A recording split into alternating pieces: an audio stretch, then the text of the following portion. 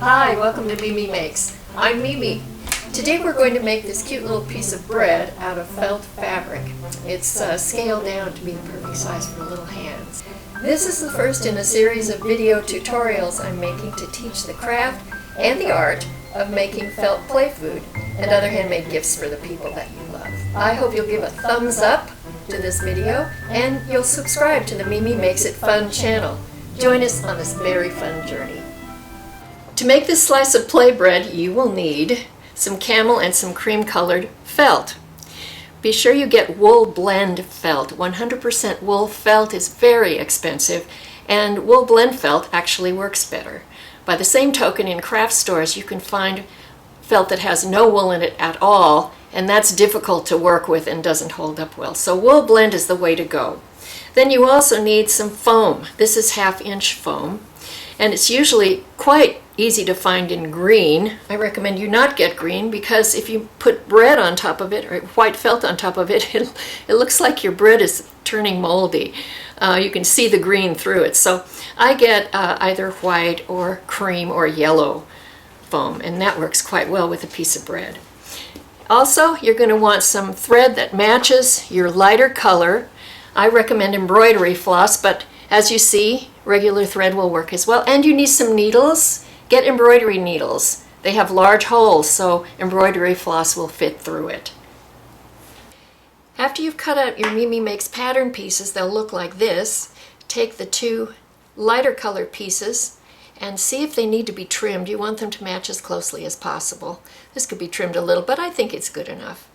All right, take one of the pieces and take the camel piece that will make the crust of your bread, and you're going to sew it onto here, starting at the middle of the bottom. So you take it here. Take your thread that matches this color felt. Now I'm using blue today so you can see my stitches better. I've put a knot at the end of it, and what I'm going to do is I will lift this up and sew right through here, through the bottom of the piece. This is so we can hide the knot inside the piece of bread. Then I'll place the camel piece over it, bring it around, and just do one simple stitch. From this point on, we're going to use the blanket stitch, and I have a tutorial on how to do the blanket stitch for lefties and for righties, so take a look for that.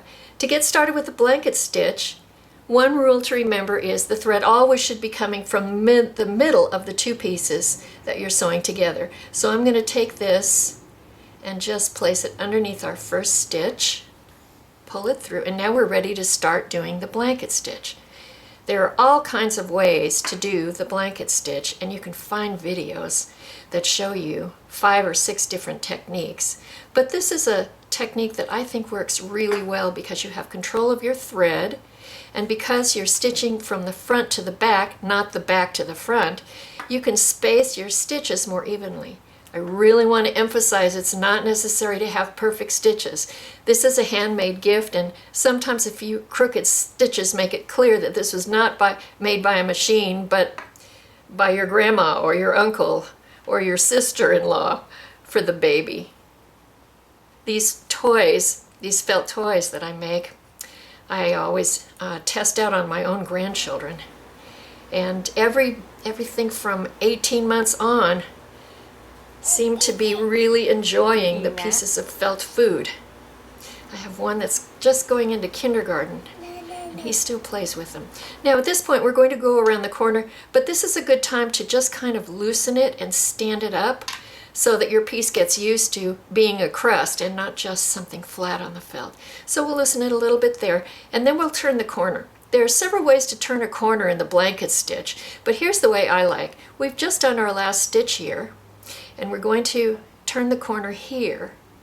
So I'm going to take a stitch right about where the next stitch would go, and I'm going to take it so it hits the corner. I wrap the thread behind it and hold it as I do for the other stitches, and just pull it until it reaches the corner itself. And then I just curve the felt around, and I continue stitching in a straight line up the side of the piece of bread. This is what I consider the basic building block, like the first letter of the alphabet, in making felt food. It happens to be the first piece I ever made for my grandson when he was about 2. He was pretending to cook because his dad's a chef, but he was using invisible food, so I whipped up a piece of bread for him, in fact a couple, and some sandwich makings. All of those patterns are available from Mimi Makes, by the way. And he just loved them, so he started asking for other types of food, and that's how I got started as a felt food designer. Making felt food designs that are as close to realistic as I can make them, but scaled down for little children's hands. All the materials I use are non-toxic, including the glues that we'll get into with other pieces in the future. So I'm finishing this, and I'm going to finish it just up to the point where there's a little crevice here. And I'll show you what we do for that. And then we'll jump ahead.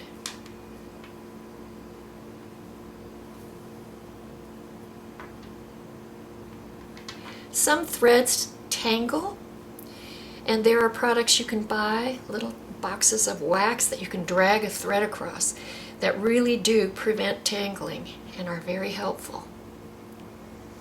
Okay, here we are at the crevasse. You can see the little place where the bread dips in, and we want our felt to dip into. So we'll bend it a little bit and do the next stitch here. Pulling the thread under the needle for the blanket stitch. And then what I like to do at this point is just take another stitch to secure it. And then again, because the thread always wants to come from the middle, we'll take the needle underneath and start again. And we'll just follow the piece of bread around, doing an extra stitch in this little dip, doing an extra stitch over here, and then we'll bring it all the way back down to the bottom. Now we've worked our way around with the blanket stitch all the way to where we started on the first piece. At this point, I like to just stretch it open all the way around to make it ready for the foam that we will put inside. But let me show you how I finish off the bottom piece. You'll see where the felts meet right here.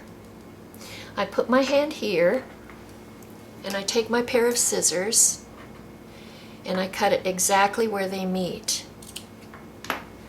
Your pattern is extra long, so you have the option of doing that. Let me just trim this little bit of felt thread. Okay. And now what we're going to do is we're simply going to attach the bottom of the crust to itself. So I will make one last blanket stitch on the bottom, bringing the thread to underneath the middle and holding it. You get such control when you do the blanket stitch this way. Whoops, my little tag end was too long. There we go. And then I go from there to here on the piece of crust. Look at that. That happens all the time. It just goes with the territory, I guess. So we've come out here, and we're going to do kind of a faux or flat blanket stitch just for 2 or 3 stitches to attach the end of the crust to itself. So we'll go in here, come out here, put this behind, hold it, there we go. And then we'll do another, putting the thread behind and holding it. And then one last stitch, and I didn't sew this really well, but that's okay because you know what? You can always trim. Nothing needs to be precise. It all looks adorable, I promise, when it's done. Okay, so there we have our last stitch. And what I'm going to do is just take my scissors and trim this to match. And we're off. Now when you cut the foam piece out, you can cut it exactly on the same pattern and even a little inside, and it will almost always at this point be too big. But let's see if we can fit it into this one, and if not, it's very easy to trim the foam, and in fact it might be handy for you to see how I do trim the foam. So here we go, and now it's inside. I love foam, it's so adaptable. I actually don't think we really need to trim it very much, but perhaps just a bit on the bottom, and I'll do that so you can see how easy it is. You just take your scissors, you squeeze the foam, and you cut. So we'll do that and make this one just a little bit shorter so it's not quite as difficult to fit perfectly into the little frame we've created with the crust and the bottom piece. Let's try it again. And there we go, that fits nicely. So then we put the top piece on it and center it. Eyeball it so it's fitting well and corresponding to the bottom piece. And then I like to put a pin into it just to keep it right where it is. Because you'd be surprised when you're doing that blanket stitch, it can kind of shift around a little bit. Now what we're going to do is take this and do a stitch here. Just like this. And then, because the blanket stitch always starts from the center, we'll go underneath that one stitch. And now we're ready to blanket stitch all the way around the rest of the piece of bread. And when you reach the little crevices and the dips and the dents, as we did before, you'll add an extra stitch there. And every time you add an extra stitch, don't forget to send your needle under the last stitch so you can blanket stitch easily again. So now we're almost completely done, and we're back to the beginning on our final piece. You can see the top piece, you can see the crust, and you can see the piece we've just attached. One thing I want to point out is you'll see that the stitches come over just a little bit. It's very easy to just pull these threads and reposition the threads so that everything's even. But you're seeing these stitches right now because I used a contrasting color. I want you to note the stitches are not perfectly even. But when you use a thread that matches your original color, they kind of disappear. Let's finish this now with the final few blanket stitches.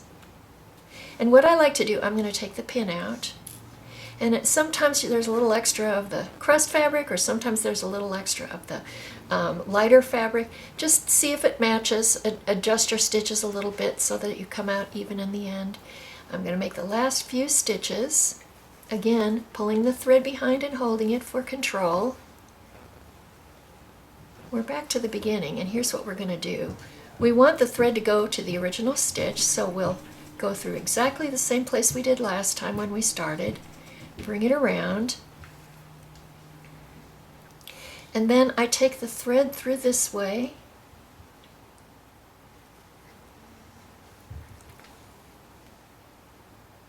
I go through the loop. Those of you who've done a lot of hand sewing know exactly how to make a knot, but I thought I would demonstrate it. And then I go through the second loop I just created, and I pull, and it makes a nice knot. And then what I do is I take it and I pull it right through that break where we joined the top, and I go through the foam rubber and out the other side. I pull it, and then I take my scissors and I push down on the slice of bread, and I pull the thread and I clip, and the bread will just disappear. I mean, the thread will just disappear. And so there you have it. Instead of showing you my demo, I will show you these two little cute pieces of bread. So there you have it. You've made a piece of bread that can be used to build a sandwich. In fact, this free pattern, which can be downloaded for free at our website, mimimakes.com, is included in our Mimi Makes lunch bag bundle.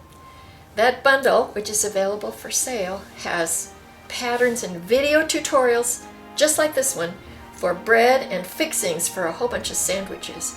It'll include cheeses and lettuce, tomato slices, crunchy peanut butter, strawberry jam, and other lunch essentials like potato chips, a dessert, and a milk carton along with a foldable felt lunch bag. That and many more individual patterns and bundles, all with written and video tutorials, can be purchased at mimimakes.com. Thanks for joining me. I hope the little ones in your life really enjoy playing with this piece of felt food. Most of all, I hope you enjoy making it. Take care.